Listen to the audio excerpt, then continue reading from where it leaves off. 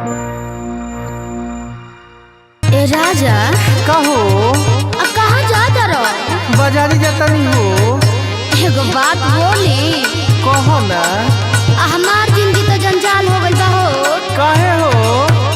नैहरों में दिक्कत होता, ससुरों में। आ बाजारी जाता रहो तो जौन मांगम तौन लिया हो।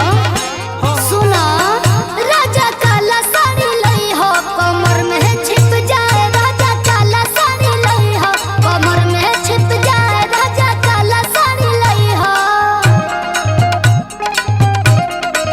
हो राजा काला साड़ी लई हो, कमर में छिप जाए। राजा काला साड़ी लई हो।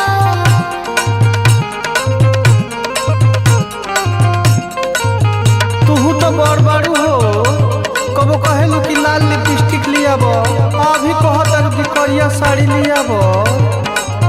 नैहर ससुर तो जरते बा हो। तू जरा जरा का ओई जरनी तो हमरा भौजी से ना देखल जात रहे।